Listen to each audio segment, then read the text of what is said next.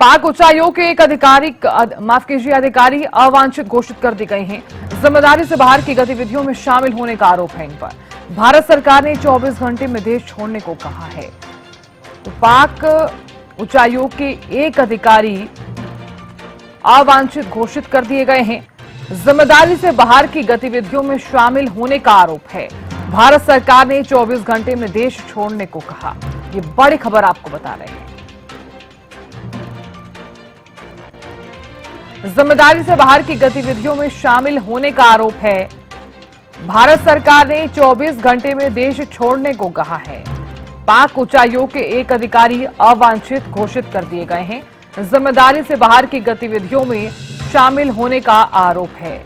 बता दें कि भारत सरकार ने देश छोड़ने के लिए कह दिया है और 24 घंटे के अंदर अंदर देश छोड़ना होगा। जिम्मेदारी से बाहर की गतिविधियों में शामिल होने का आरोप है। तो इसी के चलते भारत सरकार ने देश छोड़ने के लिए कह दिया है। तो पाक उच्चायोग के एक अधिकारी अवांछित घोषित कर दिए गए हैं।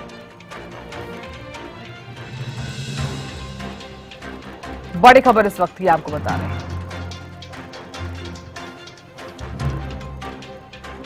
तो जिम्मेदारी से बाहर की गतिविधियों में शामिल होने का आरोप है।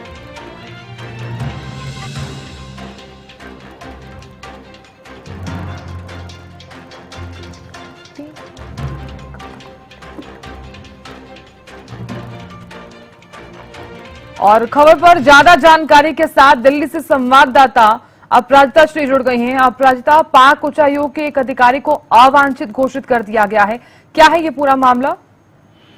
देखिए, बिल्कुल जिस तरीके से भारत सरकार ने नई दिल्ली में पाकिस्तान के जो उच्च आयोग के कार्यकर्ता को पाकिस्तान कर्मचारी की को अधिकृत यानी कुछ मिसलेनियस कार्यों में यानी कहीं न कहीं जासूसी से मिले हुए कार्यों के कारण उन्हें कहा है कि तुरंत एनआईए के द्वारा कहा गया है कि वो कर्मचारी 24 घंटे के अंदर अंदर देश छोड़ के चले जाना चाहिए, यानी भारत छोड़कर वो चला जाए। क्योंकि जो भी गतिविधियां थी, जो काम थे, एनआईए के द्वारा कहा गया है कि वो हाई कमीशन से जुड़े हुए काम नहीं कर रहा है, मगर कुछ संदिग्ध काम में जुड़ा हुआ है वो व्यक्ति, जिसकी वजह से तुरंत 24 घंटे में कहा गया है कि वो वापस लौट जाए।